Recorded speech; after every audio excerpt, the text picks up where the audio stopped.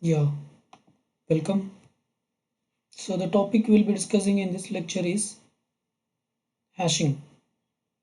This is a fresh topic with what we have discussed in the last class. With that, we'll stop discussing searching and sorting techniques. And now we'll be moving to the next topic. It is hashing. Okay. So before discussing the actual topic hashing, first let us try to understand why should we discuss hashing, or what is the motivation behind discussing this topic hashing. Okay. So the reason why we are discussing hashing is if you consider the operations like insertion, search or deletion in a binary search tree, it will take order of n times. That is the time complexity is order of n. But in case of a balanced binary search tree like AVL tree or a red black tree, the time complexity is order of log n. Is there any other way to reduce the time complexity further? That is the question. Can we reduce the time complexity further less than log n? Is it possible or not? Yes, it is possible by using a technique called hashing, right? So that is the reason behind discussing this topic called hashing.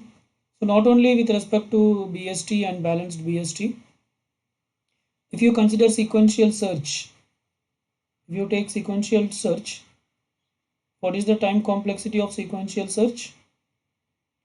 The time complexity is order of n. Okay. And what's the time complexity of binary search? A binary search should have a sorted list, so its time complexity is order of log n. So for searching an element from a list of elements or from an array, so this is the so far whatever we have discussed, this is the least time complexity that is achieved through binary search. But can we reduce it further? Yes, we can reduce it by using hashing. So by using hashing, the time complexity will be just order of 1. It will be just order of 1. That is with one operation you can identify.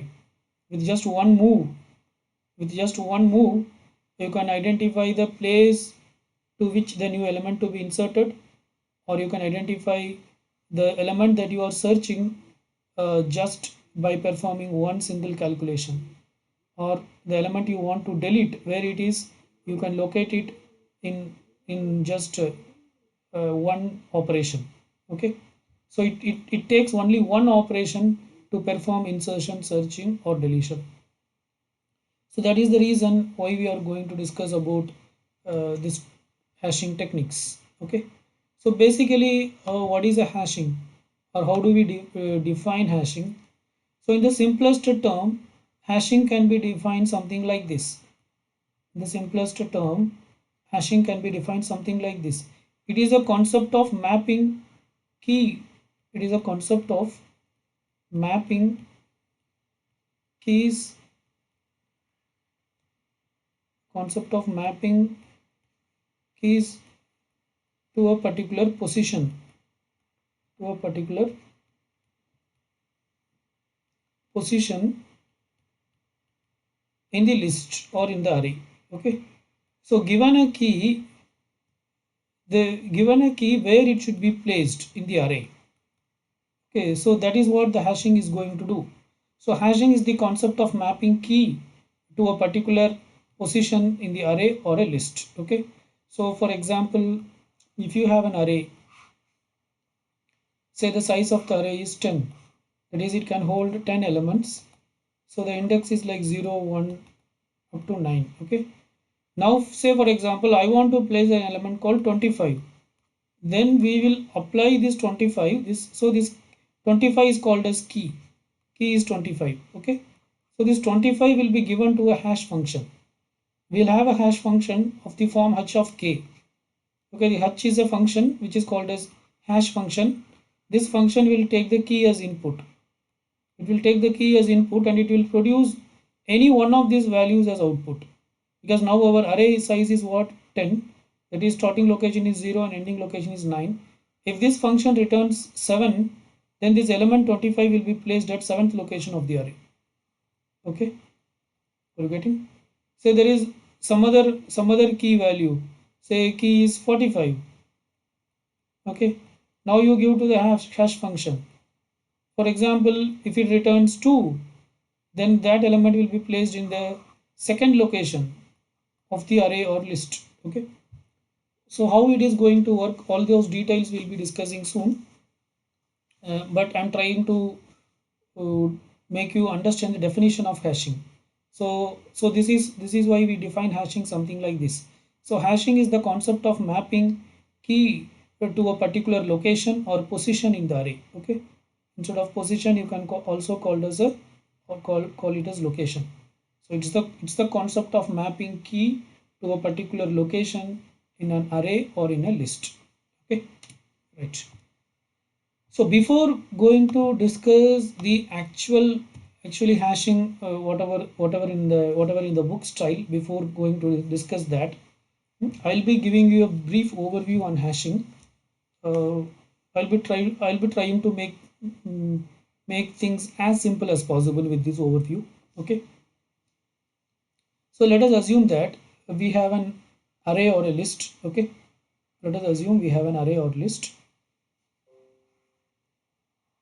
of size 10. Okay, so the size is 10, this list size is 10. So 1 2 3 4 5 6 7 8 9 and 10, 9 and 10. So this array is indexed 0 1 2 3 4 5 6 7 8 and 9. It's indexed like this. Let us call the array as A. Let us assume the name of the array is A. Okay, it is called as A, right? Now let us see how hashing is going to work with this particular example. With this example array, let us try to understand how hashing is going to work. Okay, so in hashing we know that we need a hash function. So to perform hashing, first we need a hash function. So what is hashing? Mapping keys to a particular location.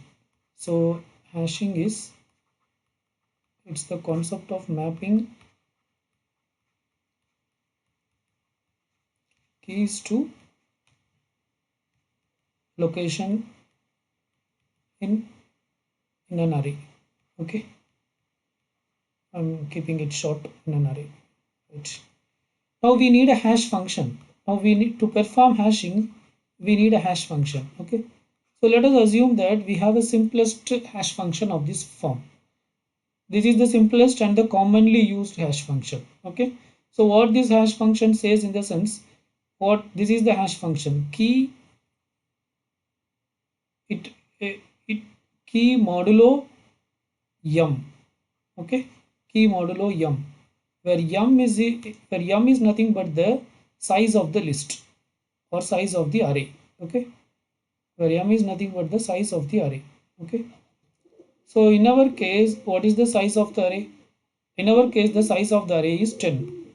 So which means that this is our hash function. The hash function is key modulo 10. Okay, this is the hash function, right?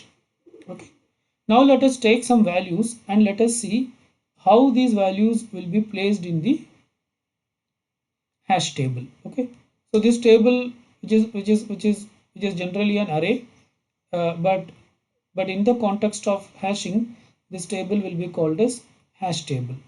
Okay, so let us take some values. Say let me take 5 2 7 25 36 47. Okay, these values, let us see how it will be placed. Okay, so these are the key. So first k1 is what? 5. So perform 5 modulo 10. What is 5 modulo 10? 5 modulo 10 is what? 5. It is just 5. Okay, the remainder is 5, right? It is modulo, right? It is not a division, it is modulo division. Okay, so, or this is quite misleading. right? So I'll write mod here. It is not normal division, it is modulo division. Okay, right. So it is 5 key mod m is 10, so key mod 10. Okay, so 5 modulo 10, it is 5, remainder is 5. Okay, so it means that this 5 is placed, should be placed at the fifth location in the hash table. So this 5 will come here. Next element is what? 2. So what is 2 modulo 10? 2 modulo 10 is also 2.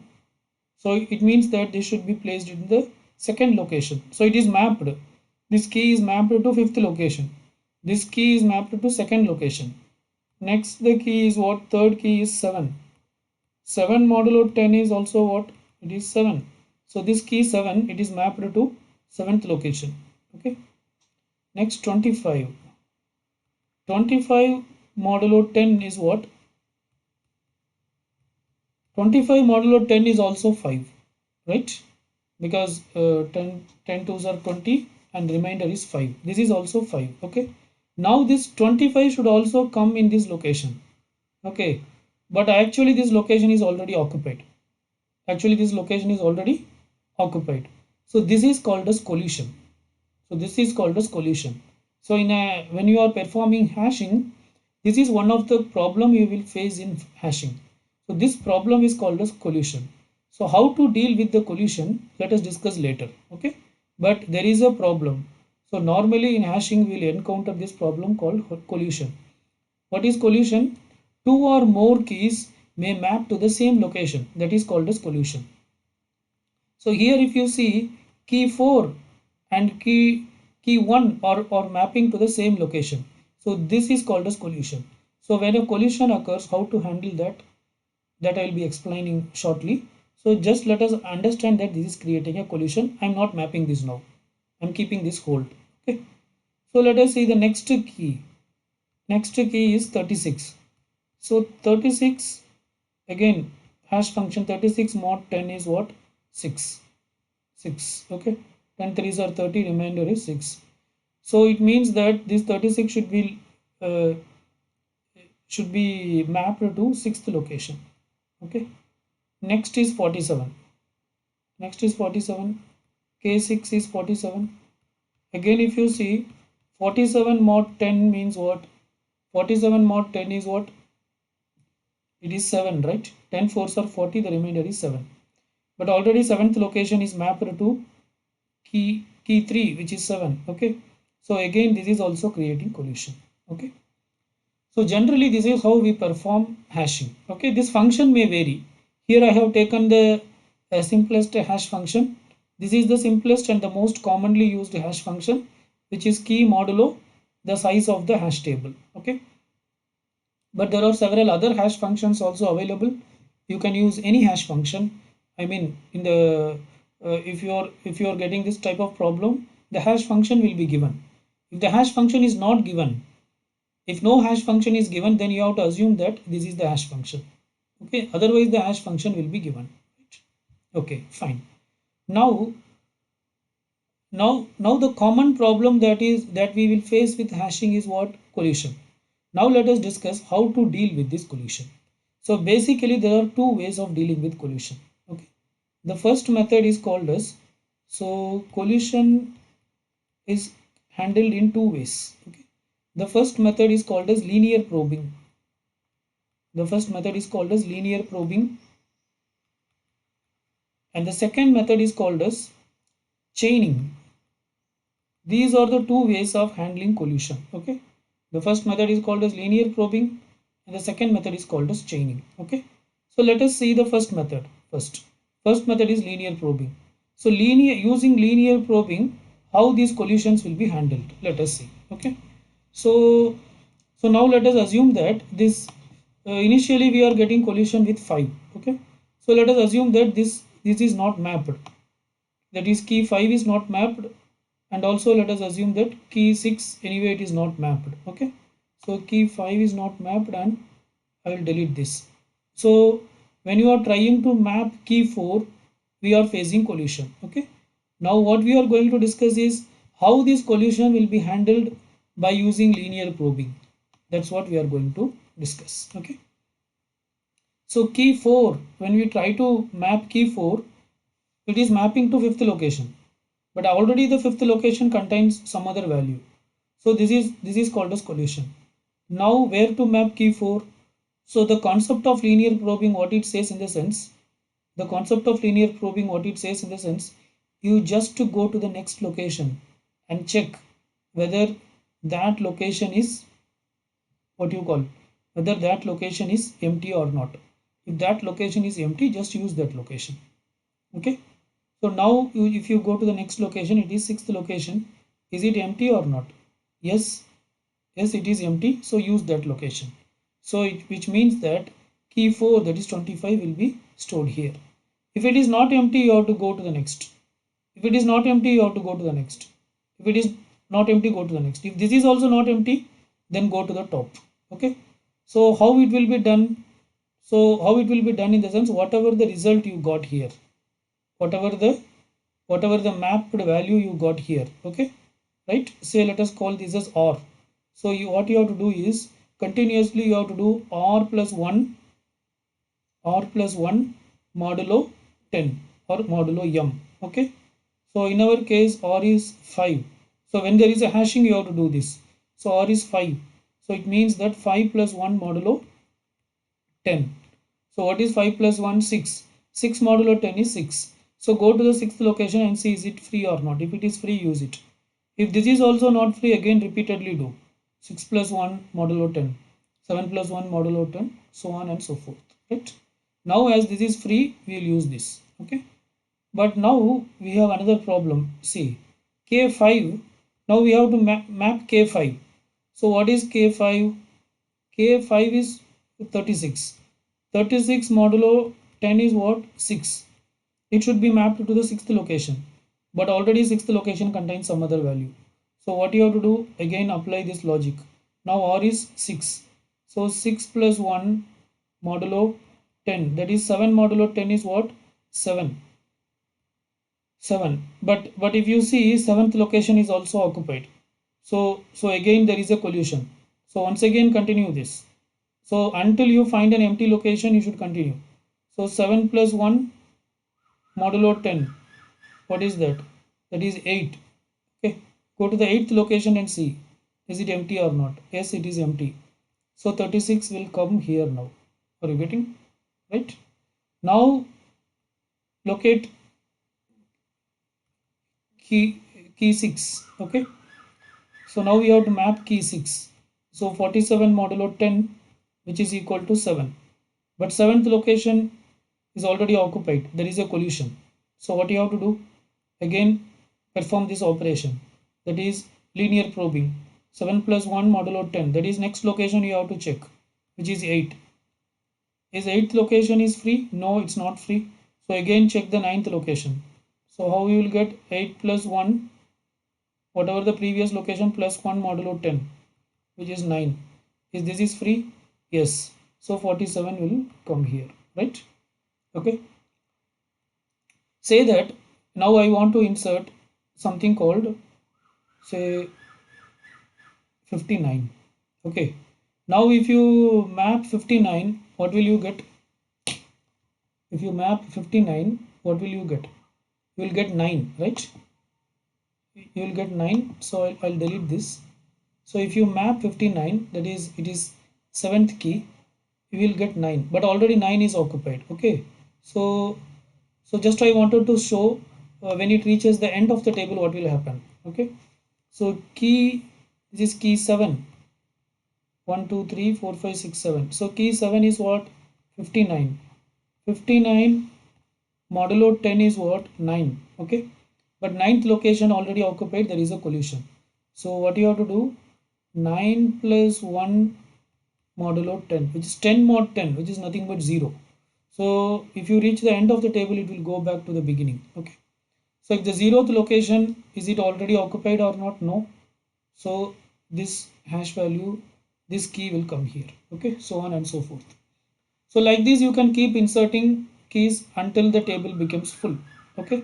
When the table becomes full, you have to reallocate memory, right?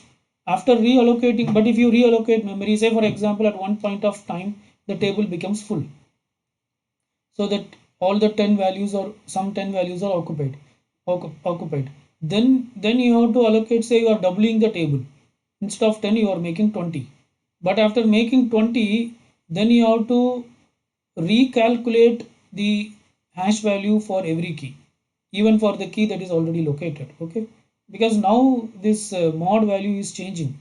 Previously, what is yum? Previously yum was 10, but now when you increase the table size it will become 20.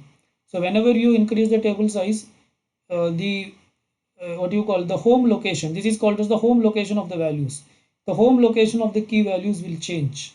Okay, so so everything should be recalculated. Okay, so this concept is called as linear probing. So that is whenever a collision occurs, we will just go on to the next location and check whether that location is empty or not. If there is a empty space, we will insert. So we will continue this process until the table is not full. Okay. If the table is not full, we will find an element and we will insert. If the table is full, then you have to double the space of the table. Okay, or you have to allocate some more space, right? But normally the researchers or the scientists suggest that you should not wait until the table becomes full. When the table reaches 0.75 amount of table, if 0.75 amount of table is filled, that is if 75% of the table is filled, then by that time itself you should allocate more spaces, right? But whenever we increase the space for the hash table, the what do you call the every key should be once again rehashed, so that is called as rehashing. For every key you have to calculate hash value again, and once again you have to place it in appropriate position. Okay, right? So this is how what you call linear probing works. So next what we are going to discuss is, next we are going to discuss about chaining, how chaining is going to work. Okay, so let us take an array. So linear probing and chaining both are the techniques which are used to resolve collision. Okay, so these are techniques which are used to resolve collision. So let us take an array of size 10 or list of size 10, 1, 2, 3, 4, 5, 6, 7, 8, 9, 10. Okay, 1, 2, 3, 4, 5, 6, 7, 8, 9. Okay, say now these are the values we want to insert. Say 2, 5, 9, 12, say 15, 19, 32, 45. Okay, let us assume these are the values we want to insert. So the first is what? K1. K1 is 2. So 2 modulo 10 is what? 2. So it should be mapped to the second location. So 2 will come here. Next K2 is what? 5. So 5 modulo 10 is what? 5. So 5 will come here. Okay. Next K3 is what? 9. So 9 modulo 10 is what? 9. So 9 will come here. Okay. Next K4 is what? 15. 15 modulo 10 is what? 5. 5. So now 5 is already occupied. So here it is creating what? It is creating an collision. So now we are discussing about what concept? Chaining. Now we are discussing about chaining. Okay. So the concept of chaining, what it says in the sense, every location of this hash table is not only, it can not only hold a value, but it is a key and a pointer pair. It is something like a, each location is something like a node in a linked list. A node in a linked list contains what? It contains a data part and a pointer. Okay, so in the data part it is 5. So now there is a collision, so it has a pointer. So using this pointer, this pointer can point to another node of the same type which contains a data part and a pointer. Okay, so another node will be created, and this particular entry's pointer will point to that node, and in that node's data part will keep this new value. What is the new key? 15. Okay, and time being this pointer will be null. This pointer will be null. Okay, so this is how we place 15. Okay, so this technique is called as chaining. Next we want to position 19. Okay, so 19 I'll write here. So k5 is 19. So 19 modulo 10 is what? 19 modulo 10 is 9. Again, ninth position is already occupied. So again, what should you do? We should do chaining. Okay, so the ninth positions pointer we should use, and using that we will let it make it point to another node, and that node's data part will now hold 19. Okay, and this node's next will be currently null. So next value that we want to insert is k6. So k6 is what? 32. So 32 modulo 10 is what? 2. 10 3s are 30 and remainder is 2. Okay, so already 2 is filled, there is a collision. Now again use the pointer part of this particular entry and let it point to another node, and this node's data part will now contain 32. Currently it will be null. The next pointer of 32 will be null, and the next value is what? K7 is 45. So 45 modulo 10 is what? 5, but 5 is already collision. Okay, so see its next pointer, 5's next pointer is pointing to 15. Now 15's next is null, so let 15's next point to another node. Okay, and in that data part we'll keep 45. Okay, so like that you can add any number of nodes, right? So this concept is called as chaining.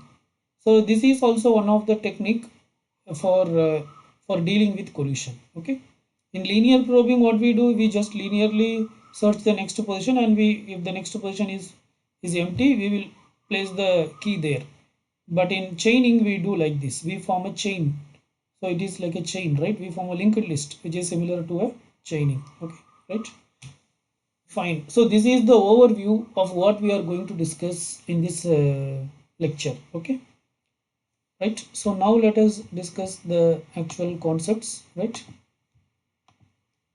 Okay, so for example, so here we are going to, so whatever I have explained now, I have explained directly key and mapping the keys to the array locations. That is how we have discussed. Okay, but actually in the book it was how it is mentioned, in the sense we will consider every entry, we will consider every entry as a pair of item. Okay, we will consider every entry as a pair of item, or we will consider every item as a pair. Okay, this pair contains what? This pair contains key and a value. Every item will have a pair, and this pair contains key and a value. Okay, right? So there will be a key part and also there will be a value part. So why we are considering like this? In the sense, in several applications this key value pair will be there. Say for example in dictionary. In dictionary, dictionary is also a data structure. Okay, there is a data structure called dictionary. In Python you might have learned. So dictionary data structure contains, it is of what format? It is of this format, key and value format. There will be key and associated value. Okay, so dictionary, this is as a data structure. But generally if you see dictionary also, what the normal dictionary which we use for finding the meaning of a term, it is also of what type? It is like a key and a value, right? Say for example, you want to find the meaning of something, apple. Apple, it's a fruit. It is in red color, something like that. In the dictionary it will be available. So what is this part? This is key and this is value, right? Or something else you want to find the meaning in dictionary. Say for example, you want to find what is meant by hash, what is meant by hashing. So there will be some meaning, right? It is a form of mapping or something like that. Something will be there. Now this is a key and this is a value, right? Okay. Or you are searching like what is sorting in dictionary. So it is arranging things in order. So this is a key, this is a value, right? Okay. So there are several places in the real life and also in computers we need uh, items to be stored in the form of key and value pair. Key and a value pair. Okay. Or for example, if you take a symbol table in the sense, in the context of a compiler, if you see a symbol table, like symbols in the sense, what in a program, whatever the variables or keywords that we use, that is called a symbol. So for example, in a typical program, I'm using like this: int a, float b, okay, something like that I'm using. So printf hello. Okay. Now for this, a symbol table will be created. The compiler will create a symbol table. Whatever we are using, it will create a symbol table. Int, it will specify that it is a keyword. Int, it will specify that it is a keyword. And next a, it will specify it is an identifier. Identifier means it is a user defined variable. Again float, it will represent it as keyword. Okay. The compiler will do all these things. And b, again it will be called as an identifier. Okay. Printf, it will say that it's a library function. It's a library function available in some header file or whatever it may be. And hello, it's a string. It's a string identifier. It's also an identifier, but it is given by the user, string, right? So it's of type string. Okay. So this is called a symbol table. This is called a symbol table. The symbol table is also what format? It is a key value format. What is this? Is a key, and these are the value corresponding to that key, right? So in several places. So what I'm trying to convince you in the sense, in computers, in several places we use data structures, or we use data items in the format of key value pair, right? So we are going to discuss hashing, not with directly with a key, but with a key and a value pair. Okay. Given a key and a value pair, you will use hash function on key only. Given a key and a value pair, so we will be given, say for example, you have several items. Okay. You have several items, and each items contains what? Each item contains a key and a value. Each item contains a key and a value: k1 v1, k2 v2, k3 v3, so on and so forth up to kn and vn. That is, each item contains a key and a value, right? So this is item 1, this is item 2, this is item 3, this is item 4, and this is item 5. Now each of these item we have to map. Now each of these item we have to map into the hash table. Okay. But for mapping we will not use the values, we will use only keys. So using this key k1, we will map this item into the hash table. Okay. So whatever the result of the hash table, in that location it will be mapped. Similarly, using this key k2, this item will be mapped into the hash table. Using this key k3, this item will be mapped into hash table, so on and so forth. Like that we will map every item to the hash table. So for mapping an item to the hash table, we are not going to just consider only key. We are not just going to map only key, but we'll be mapping an item which contains key and value pair, but mapping will be done based on keys, right? Okay. So what are the typical operations that we can perform on a hash table? Okay. So what we can perform in the sense, we can determine if a particular value is in the hash table or not. Okay. We can retrieve the attributes of the name. We can modify the attributes of that name if it is there.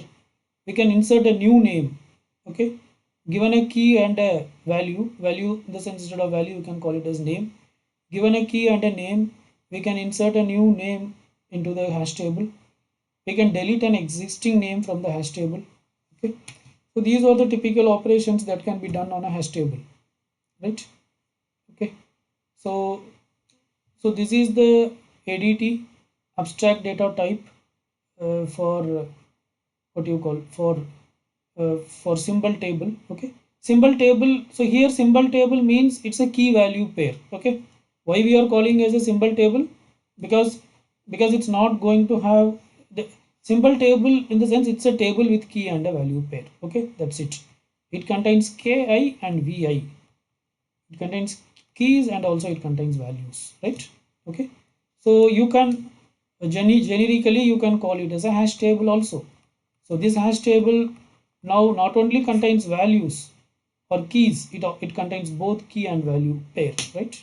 Okay, so the ADT of a symbol table is given like this: creating a symbol table.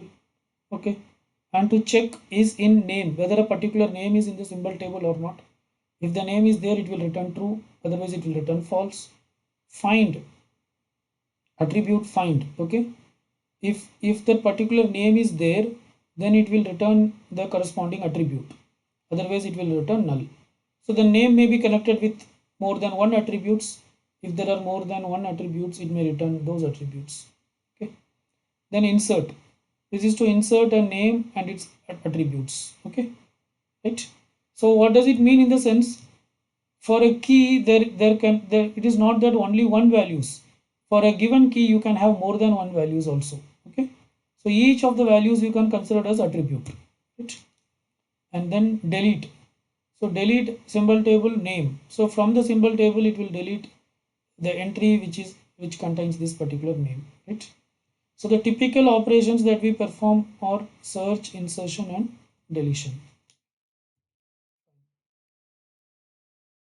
So for searching, what we use the keys. Okay, and we perform I mean, in search tree, in binary search tree kind of thing, we'll use the key and we will compare, right? But in hashing method, what we'll use is we'll use a hash function. Okay, in binary search tree, we use what we do, we compare with the key whether whatever you want to search, whether it is equal to the root node or not. If it is not equal to the root node, then you check whether it is less than the root node. If it is less than, then go to the left subtree in case of binary search tree. Otherwise, go to the right subtree. Like that we do, right? So that is how we do in search tree, in binary search trees. But in hashing, what we do is we use a hash function. Okay. So there are two types of hashing. One is called as static hashing. The other one is called as dynamic hashing. We are going to discuss only about static hashing. We will not be discussing anything about dynamic hashing. Okay. So this is a typical hash table.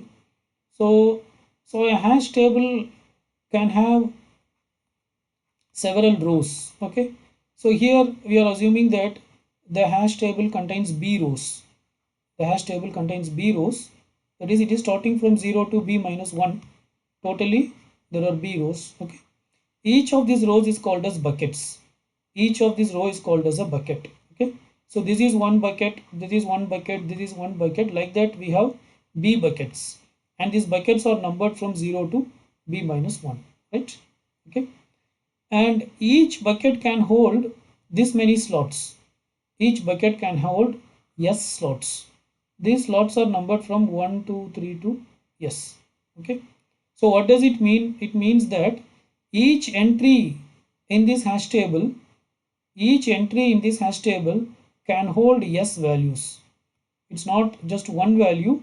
Each entry can hold how many values? S values. Okay. So in a typical array, we discussed that each location in an array, each location can hold only one value, right? But if it is an, what do you call, but now we are extending that. If it is a two-dimensional array, say you have a two-dimensional array, okay, of two rows and n columns, then each row, sorry, of two columns and n rows, then each location can hold how many items? Two items. You get it? That is what this S is. S is number of slots. Okay. If you have five columns, now what will happen? Now each row can hold five values. Okay, five values. So that is called a slot, right? Okay. So a hash table, each row in the hash table will be called as bucket, okay, and each row can hold some S items. So if a row can hold S items, then it means that there are S slots, right? Generally S will be 1. So whatever we have discussed previously there, S is 1. There are some terms like identifier density. Identifier density of a hash table is given as n by t. Okay, identifier density of hash table is given as n by t, where n is the number of identifiers in the table and t is the possible identifiers. See, n is the number of identifiers, means currently how many identifiers are there. That is called as n. Okay. Say for example, what in the previous case we have discussed, there is a hash table with 10 entries, I mean with maximum 10 locations, and we placed some values. Say for example, I am placing the values 2, 6, 8 and 10. Okay. So 2 will be placed in some location, 6 will be placed in some location, 8 will be placed in some location and 10 will be placed in some location. Currently the hash table contains how many values? These values 1, 2, 3, 4, 4 values. Okay, so that is called as n, the number of identifiers in the table. Currently how many identifiers are there? 4. T is the possible identifiers. See, possible identifiers means actually in this case there is no limit. Possible identifiers means it is all integers. It is all integers. So maybe if you are using integer data type to represent this, then it is 32,767, which is the highest integer possible. With uh, uh, that also with I think what do you call, with 2 bytes. Okay, if it is 4 bytes, then the highest value is what? It is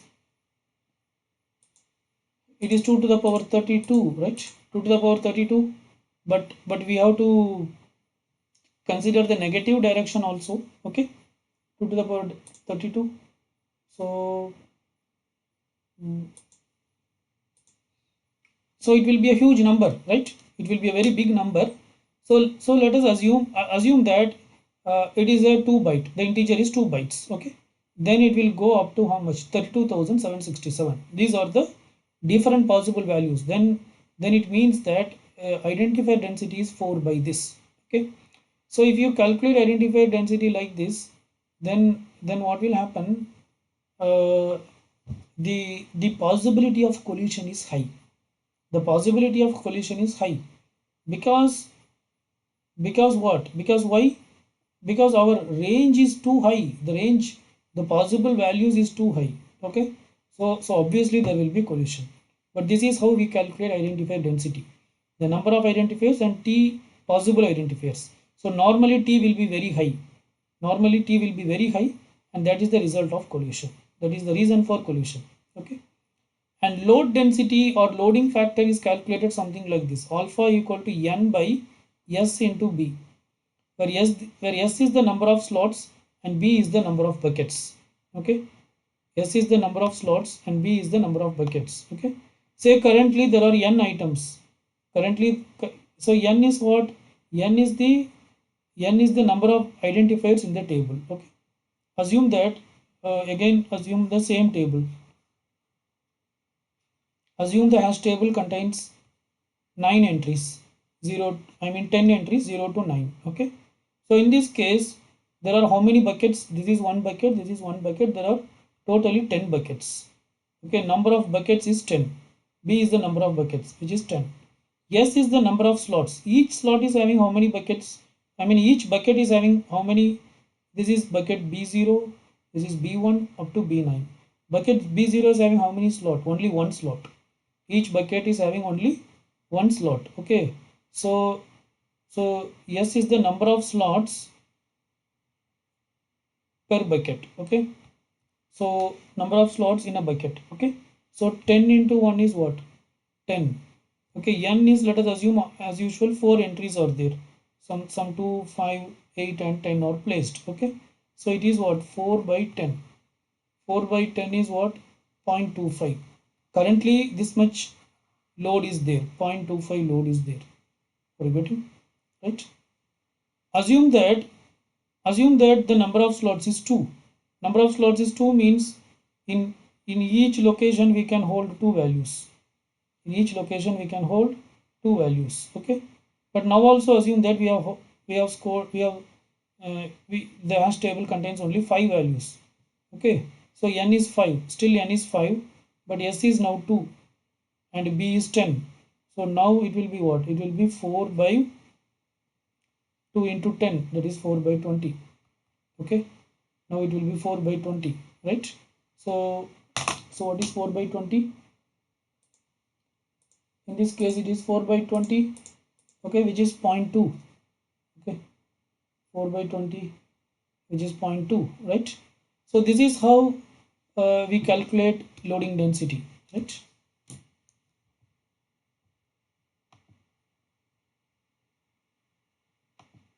Okay, so what is meant by, so here there is explanation. So the point is the number of the chances of collision is high, since the number of buckets B is usually several orders of magnitude lower than T. The number of buckets will be very much lower than T. What is T? T is the set of possible identifiers, the total number of possible identifiers. Okay, since the number of buckets B will be very much less than T, the hash function must map several identifiers into same bucket, which will result in collision. Okay, two identifiers, or instead of identifiers you can call it as keys.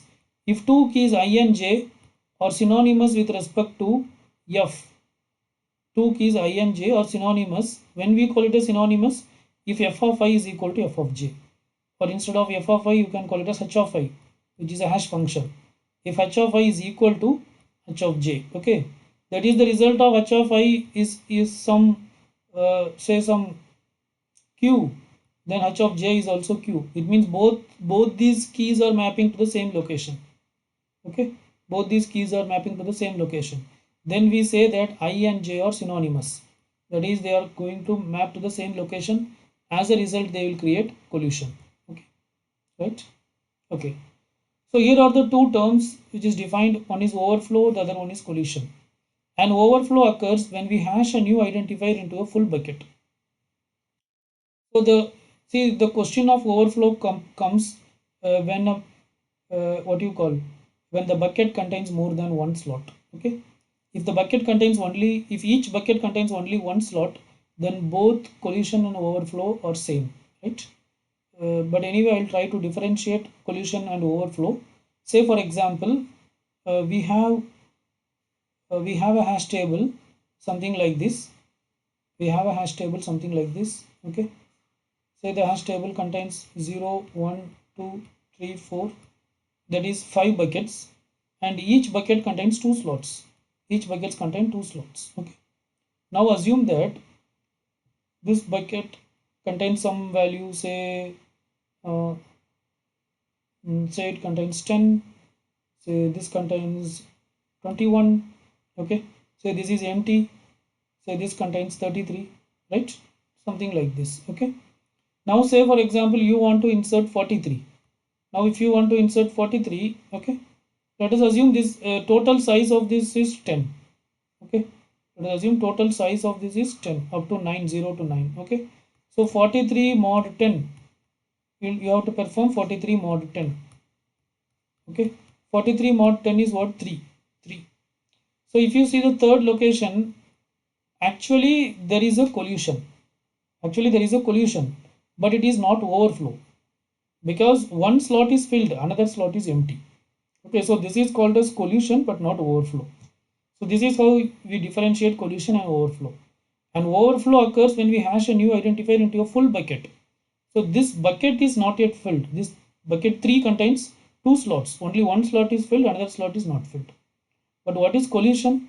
A collision occurs when we hash two non-identical identifiers into the same bucket. 33 is also mapped here. 43 also mapped to the same bucket. But there is a place, so we can map 43 also. Okay. So even though there is a collision, in this case there is no overflow. Right? But assume that again you want to map 63. 63 mod 10 is what? 3. Now can you map? Now if you map, now there is a collision and also there is a overflow. Okay, so this is how we differentiate collision and overflow. So collision occurs when we hash two non-identical identifiers into the same bucket. Okay, and overflow occurs when we hash a new identifier into a full bucket, right? But when the number of slot is only one per bucket, in each bucket if you have only one slot, then whenever there is a collision there will be overflow, right? So assume this case 0, 1, 2, 3, 4. Okay, assume up to 9, 10 entries are there. So now 33 is here. Now if you want to insert 43, already in this bucket can contains only one slot. 43 you cannot insert. So now it is a collision and also overflow, right? Fine. So here is some example it is given. Say for example, these are the values. These are some of the library functions in C. For this function, for these we want to insert into the hash table. Now this is our hash table. Okay, this hash table contains 25 buckets or 26 buckets. This hash table contains 26 buckets. Okay, why 26 means depending on the number of alphabets. English alphabets contain 26. So here the hash function is little different. So it contains 26 buckets which is starting from 0 to 25, right?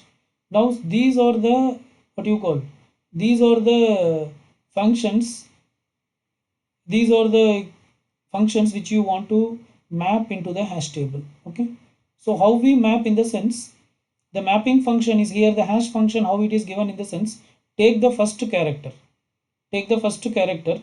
If the first character is A, map to 0th location. If the first character is B, map to first location. If the first character is C, map to second location. If it is D, map to third location. If it is E, map to fourth location. If it is F, map to fifth location. If it is G, map to sixth location, so on and so forth. If it is Z, map to 25th location. So that is what now the hash function is. Okay. So these are the what you call functions which you want to map to the hash table. And this hash table contains two slots. Each bucket contains two slots. Okay. So totally the hash table can hold how many entries? There are 26 buckets and each bucket can hold two slots. So there are 26 into 2. It can hold 52 entries, right? Okay. So first is A cos. So it's what is its starting term? A. So it will be mapped into this 0th entry. So it comes here, right? Next is define. So define, starting term is D. So it will be mapped, D means it will be mapped to which location? Third location. So define comes here. Next is float. Its starting character is what? F. So if it is F, it will be mapped to fifth location. So it comes here. Okay. Next, exp. Exp starts with E. If it is E, it will be mapped to fourth location. So it comes here. Next is character. It starts with C. C, it will be mapped to second location. So it comes here. Okay. Next is A tan. It starts with A. So it is supposed to map at 0th location. But in 0th location already there is a cos. So it is a collision but it is not a overflow. It's a collision but it is not overflow because there is another slot. So in this slot we are keeping A tan. So these two are synonymous now. A cos and A tan are synonymous because they are mapping to the same location in the hash table. Next is seal. Take the first character C. So it is mapped to the second location. But already it contains character, this particular thing. So there is a collision. Okay, but again even though there is a collision, it's not an overflow. So this seal can be placed here, right? Okay. Next is what? Floor. Okay, floor is F. It starts with F. So it should be mapped to fifth location. But already there is another entry here. So there is a collision, but still there is not overflow. So this can be placed in this second slot. So it comes here, right? Next is clock. Clock stands for C. Clock stands for C. Okay. Now if you see, that is C maps to second location, but already there is a character and seal is there. So now there is a collision and also overflow. Now there is a collision and also overflow. Okay. So we are not currently mapping. We are not discussing now how to deal with map overflow, even though I have told you briefly. but currently we are not considering this as there is a overflow, right? Next is what? C time. Again, if you see C time, it should map to this location, but already it is full. There is a overflow, so we are unable to map this C time also, right? Okay, fine. So now these hashing functions, what are the various ways of the this? So here we have used a simple hashing function, something like A is mapped to 0, B is mapped to 1, like that, up to Z is mapped to 25. But generally we should actually it is a crucial task in defining the right hash function. Okay, so the hash function should be such a way that it is easy to compute. It should not be, the hash function should not be a very complex one. It should be simple enough to compute. Okay, and also it should result in minimal number of collisions. It should not create many collisions. It should create as less collisions as possible. Okay, so there are many methods. There is a method called middle square method. We are not going to discuss this. And the commonly used method is division method, which we already discussed many times. So in division method, whatever the key will perform modulo divide by m. Okay, so so whatever we have discussed so far, if key is 25, then 25 modulo m. Okay, if m is 10, then it is 25 modulo 10 is 5, right? Okay, or sometimes you may be given some function like this. Okay, like 2 into k plus 3. Okay, in that case what you should do, whatever the key is, if key is 25, then multiply 25 with 2, 50. 50 plus 3 is 53. Okay, now 53 you do modulo 10. 53 modulo 10 is 3. Okay, if this type of function is given, then you have to follow this technique, right? Okay.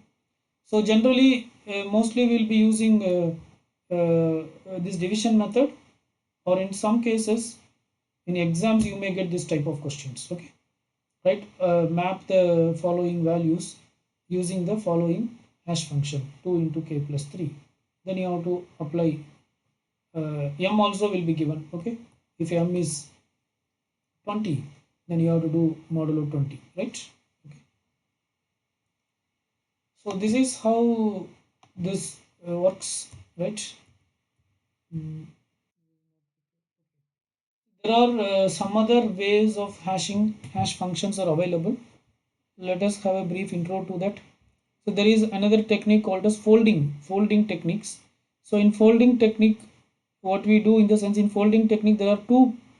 Basically it partition the entire identifier into several pods. Okay, and then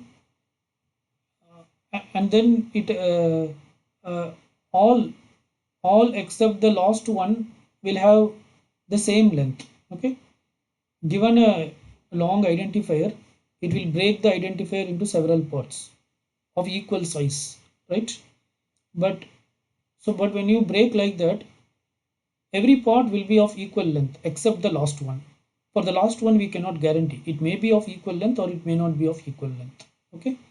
Then we add all these things, and as a result, whatever we get, that will be considered as the mapping value, right?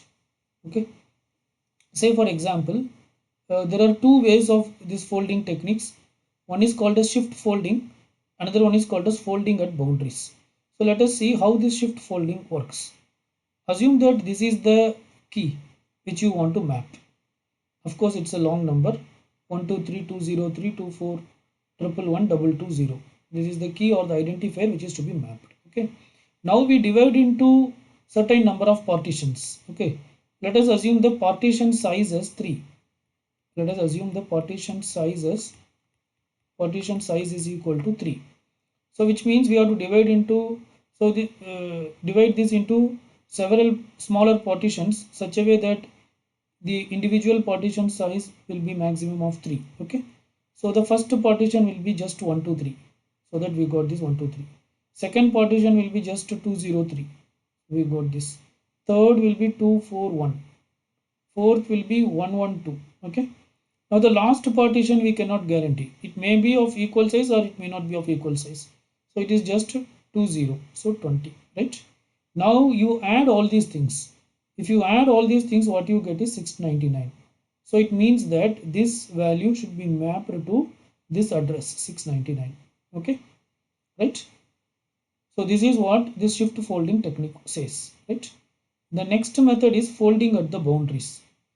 In folding at the boundaries also, we first divide this into several partitions.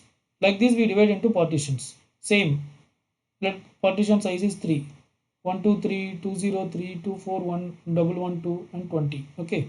But later for adding we'll do something differently. What we do in the sense, see this is the first, this is one partition, this we will keep as it is. The second partition, no, this we will not treat as 203, rather we will treat as 302. This we will come from least most significant digit to least significant digit 1, 2, 3. But here we will come in the reverse direction. So this 2 not, we will not see this as 203, we will treat as 302. Then the next one we will consider 241 as it is. But then this one we won't treat as 112, rather we treat as 211. Okay. This one we will treat as 20, but after this there is nothing, so we will leave it. Okay. Now we will add all these things 123 plus 302 plus 241 plus 211 plus 20. As a result, what you get? 897. So that is the address, right? So that is what explained here. So in shift folding, for each partition, we take each partition and we just add it. Whatever the result to that location, it will be mapped. Whereas in folding at the boundaries, we take for each partition, but for every other alternate partitions, we will change the direction. This will be treated as 1, 2, 3, but this will be treated as 302. This will be treated as same 241, but this will be treated as 211. Okay, and this is treated as 20. Okay, so that the result what you get is 897. Okay, so you can add and check. Okay, it is 123 plus 203. It is not 203. It is 302 plus 241 plus 112 plus 20. What is that? 3 plus 2 5, 5 plus 1 6, 6 plus 2 8. Okay, 3 plus 2 5, 123, right? 3 plus 2 5, 5 plus 1 6, 6 plus 2 8. But it is, but what should be the value? The value should be 897, right?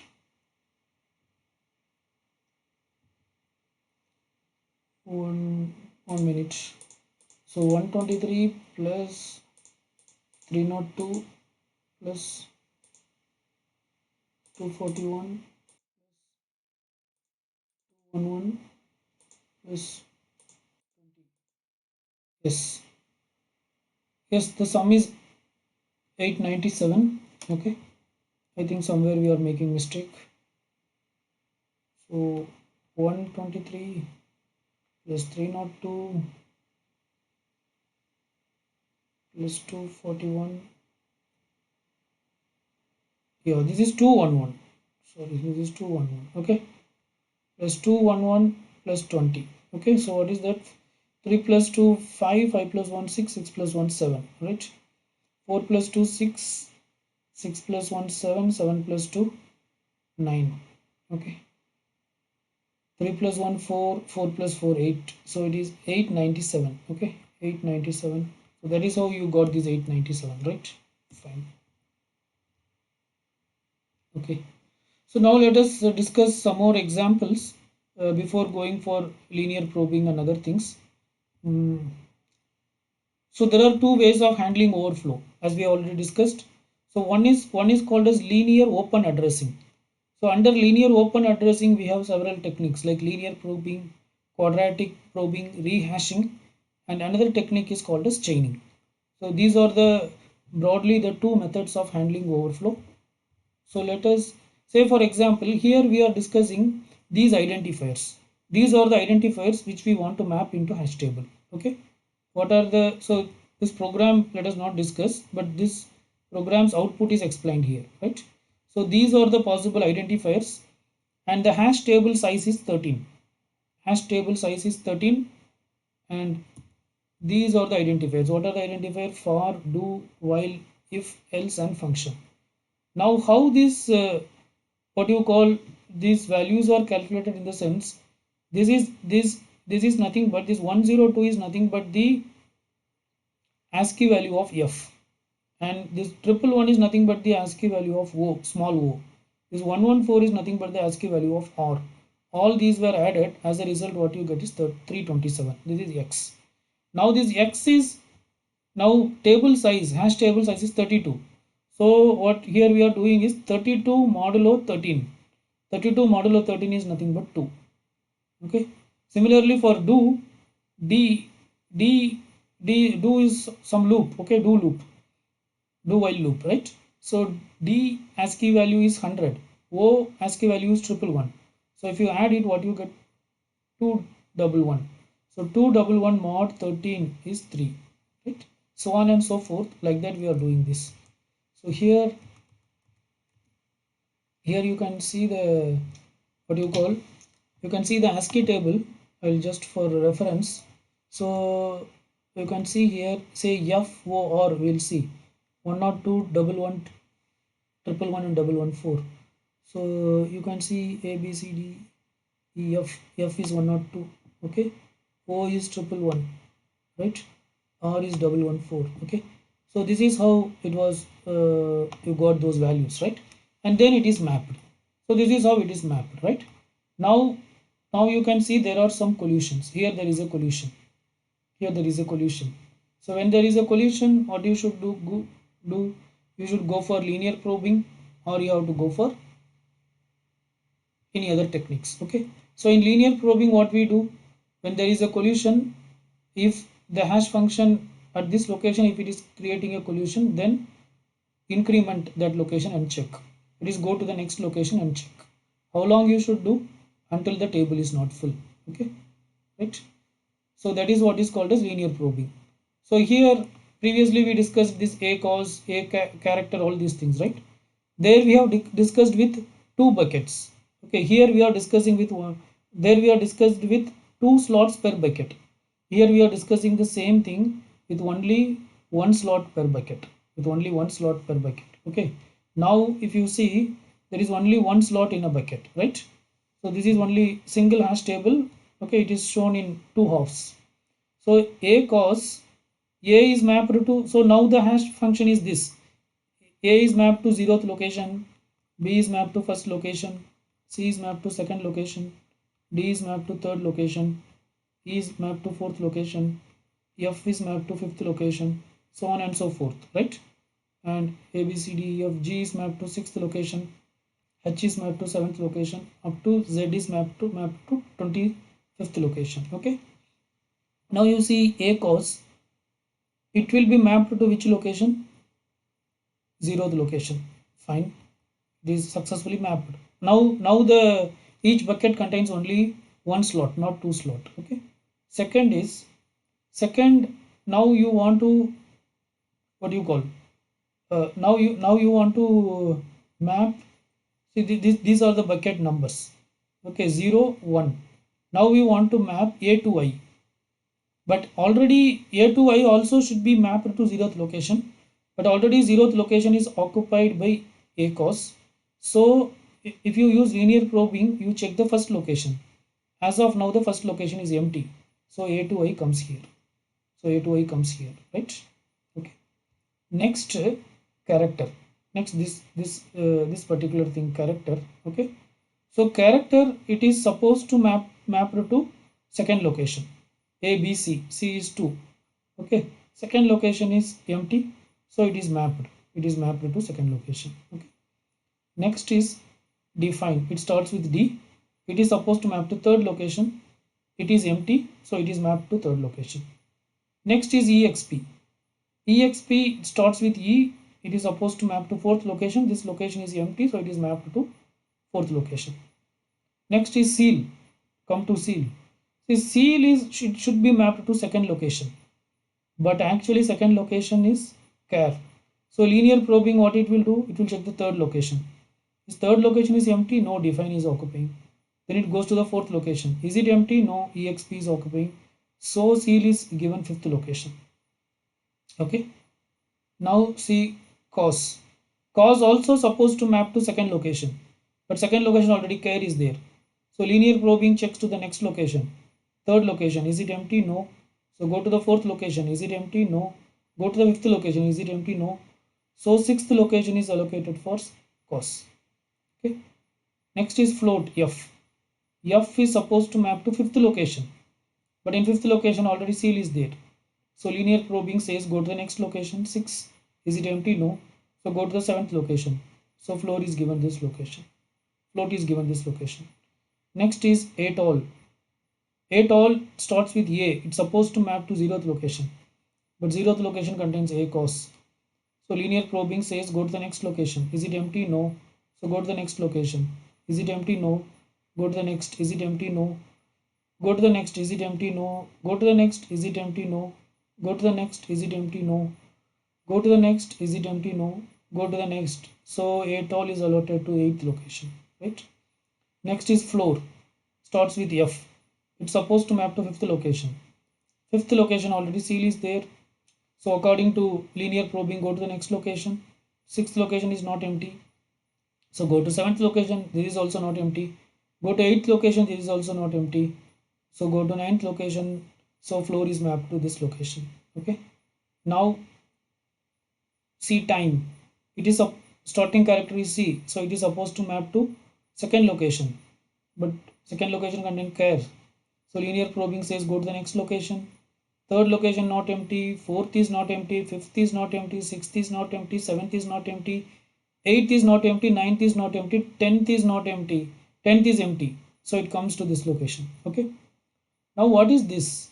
This column says how many bucket you need to search to identify a particular value. If you want to search A cos, just to only one search, because A means what? Zeroth location, and in zeroth location it is already available, so it's only one search. A to I we need two search, because A means it maps to 0, but from 0th location A cos is not there.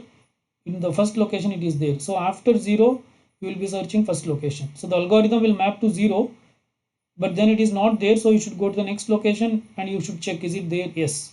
So totally it needs two locations, two search. For character, how many search we need? C maps to second location, so directly in second location you can get it, only one search. For define we need how many search? D maps to third location, so directly in third location it is available, so only one search. For exp we need how many search? It E maps to fourth location, it is in fourth location, so we need only one search. Seal needs how many search? C maps to second location, but in second location character is there, so go to the third location. Is it seal? No. Go to the fourth location. Is it seal? No. Go to the fifth location. Is it seal? Yes. So how many locations we have searched? 1, 2, 3, 4. So totally there are 4 searches. Okay. Similarly for cos, C maps to second location, but it is char, one search. This is defined, second, no. This is exp, is this is cos, no. Next is fifth location, is this is cos, no. Fifth is this is cos, yes. So it needs 5 searches. Okay. Next, float, it maps to fifth location, but in fifth location we have seal, so already one is done. Then go to sixth location. Is it float? No. 2. Then seventh location, is it float? Yes. So 3 searches. Okay. Then at all, it is actually the algorithm will map to 0th location. 0th location, is it at all? No. So 1. Next location, is this at all? No. This is a to 8, so 2. Next location, is it at all? No. So 3. Next location, is it at all? 4. No. Is this is at all? No. 5. Is this is at all? No. 6. Is this is at all? No. 7. Is this is at all? No. 8. Is this is at all? Yes. So how many searches? 9 searches. Similarly for floor, if you calculate, there will be 9. There will be 5 searches. It starts with fifth location. Okay. Is this is no. 1, 2, 3, 4 and 5. Similarly for C time it is 9. Okay. So totally now here we have how many items, in the sense 11 items. 1, 2, 3, 4, 5, 6, 7, 8, 9, 10, 11. Okay. And these 11 items, different items need different amount of search. If you add all these things, you will get 41. 1 plus 1, 2, 2 plus 1, 3, 3 plus 5, 8. Okay, 18 plus 8 is 18. 18 plus 8, 26. 26 plus 2, 28. 29. 29 plus 7. 29 plus 7, 36. 36 plus 5 is 41. Okay, so the average number of buckets examined is 3.73. Okay, actually it is a high number. Actually this is a high number. So here we are discussing the drawback with linear probing. This is the problem with the linear probing. With linear probing, the performance of hashing will decrease, because previously we have discussed that using hashing, any item can be searched in order of 1 times, but it is taking order of around 4 times. Okay, so this is the problem with linear searching, linear probing, because the similar items will be clubbed in one direction, one place, one locality. So that is also called as Coles phenomenon. This problem is there with linear probing, right? So there are many improvements suggested. You can also do quadratic probing. In quadratic probing, just it says that instead of using a linear equation, use a quadratic equation. Okay, and there is a technique called rehashing. Rehashing says that whenever there is a collision, you use some other hash function. So already we are using the hash function k modulo 10. But for a particular key, if k modulo 10 is creating collision, then change the hash function. Instead of using k modulo 10, you try using another hash function. 3 into k plus 1. Use this function modulo 10. Okay. I mean, you should have couple of functions. You should have many functions, f1, f2, f3, like that up to fm. And whenever there is a collision, you try using another function. Okay, and whichever the function that does not create the collision, use that, right? But the disadvantage of this method is you have to maintain many functions, and you should know which hash function you are using for which identifiers. All these things should be maintained. That's the drawback with this method. Okay, and chain rule, what it says, or as we have discussed already, it says that uh, a single location can be mapped to several key by using linked list. Okay, so here we maintain an array of pointers. If you discuss this previous example using chain, what will happen? All the identifier that starts with a will come in 0th location. So 0th location, there will be a pointer that will point to a cos next will point to a to I next will point to a all. Currently at first location there is nothing, so it will point to null. Second location, it will point to characters next will point to seals next will point to cos, and cos next will point to c time. Third location, it will point to define, fourth will point to exp, fifth will point to float, and float's next pointer will point to float, so on and so forth. Okay, so this is how the concept of chaining works. Fine, let us stop here. So that's it about hashing. Thank you.